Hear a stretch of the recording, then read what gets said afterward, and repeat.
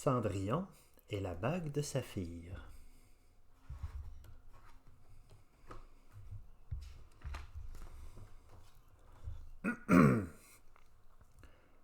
Un an a passé depuis le mariage de Cendrillon et du prince.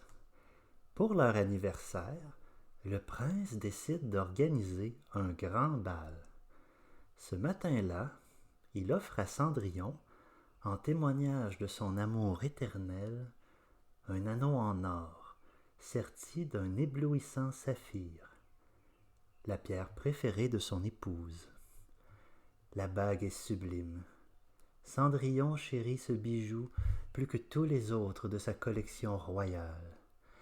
À chaque instant, ses pensées vont au prince, qu'elle aime par-dessus tout, et aux merveilleux moments qu'ils vont partager le soir. Malheureusement, l'anneau est un peu trop grand. Durant la journée chargée de Cendrillon, il glisse de l'annulaire délicat de sa main gauche. « Oh non !» crie la princesse.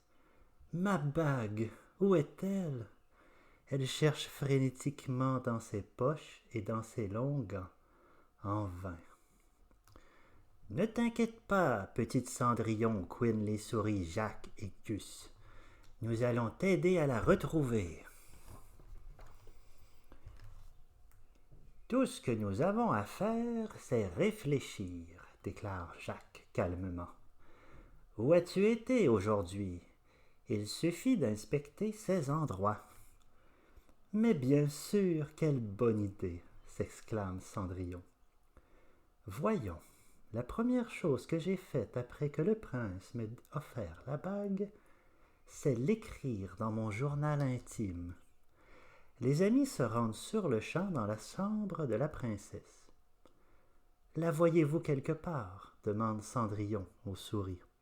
« Pas de bague par ici, » soupire Jacques. « Ni par là, » crie Gus. « Bon, allons dans la cuisine. C'est là que je me suis rendu ensuite pour me faire une tasse de thé. Mais le seul anneau dans les environs est un vieux beignet glacé. Un peu rassis, mais encore goûtu, marmonne Gus, la bouche pleine.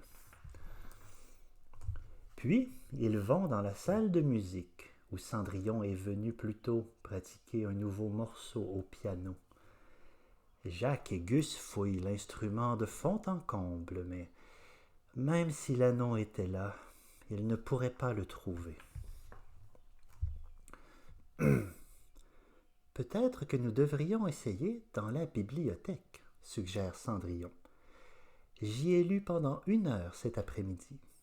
C'est parti, s'écrie Jacques. Il cherche dans tous les rayons, en haut, en bas, mais la bague de saphir de la princesse n'est toujours pas là. Cendrillon commence à devenir nerveuse. Il va bientôt falloir s'habiller pour le bal. Mais elle ne perd pas espoir, pas plus que ses amis. Je suis aussi allé à l'écurie aujourd'hui pour nourrir et brosser mon cher major, leur dit Cendrillon. Alors peut-être ai-je perdu ma bague quelque part dans son box. Ils s'y rendent à la hâte, mais après avoir retourné la paille et la nourriture du cheval, la bague de saphir demeure introuvable. Cendrillon réfléchit longuement. Il ne reste plus qu'un endroit que nous n'avons pas fouillé, dit-elle. Le jardin. J'y ai cueilli des fleurs pour le bal, des lys puis des tulipes. Ils inspectent chaque feuille et chaque fleur, jusqu'à ce que Gus s'exclame. « Cendrillon, je la vois !» Il se précipite vers l'objet et le ramasse. Il est brillant, rond et bleu. « C'est bien du saphir ?» demande-t-il, plein d'espoir à la princesse. Cendrillon fait non de la tête. « Ce n'est qu'une bille, » lui répond-elle, déçue. « Oh, je sais que ma bague est quelque part, se lamente la princesse. Mais il est tard et je dois me préparer pour le bal. Elle soupire alors qu'il passe à côté du puits, juste derrière le palais.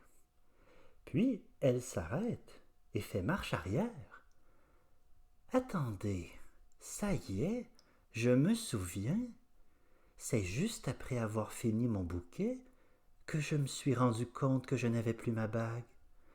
Et je venais justement de tirer de l'eau du puits pour remplir le vase. Oh non, rajoute-t-elle, les yeux écarquillés. Vous ne croyez tout de même pas qu'elle ait pu tomber dedans? Je n'espère pas, dit Gus tremblant. Jacques lève les yeux au ciel. Quelle poule mouillée! Allez, viens avec moi dans le seau. Vous êtes sûr que vous voulez faire ça pour moi? Demande Cendrillon en descendant les souris dans le puits. Bien sûr, la rassure Jacques. C'est la seule manière de savoir si ta bague est tombée ici. Alors, vous voyez quelque chose? Leur crie-t-elle quelques minutes plus tard. Je ne sais pas trop, dit Jacques. C'est très sombre par ici. Tout ce que je vois, c'est... Burk! Cendrillon remonte le seau aussi vite qu'elle le peut et ramène ainsi Jacques et Gus à la surface. Ouf, vous n'avez rien, dit-elle en soupirant. Ah, alors dites-moi, qu'avez-vous vu, mes pauvres amis? Oh, rien d'intéressant, répond malicieusement Jacques. Juste la bague de Cendrillon. Mais héros, s'exclame la princesse, vous avez réussi. Et juste à temps. Le prince va être tellement fier de vous.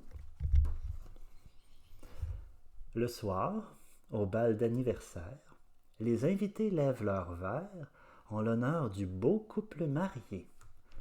De leur côté, Cendrillon et le prince portent un toast à Jacques et Gus, leurs invités d'honneur.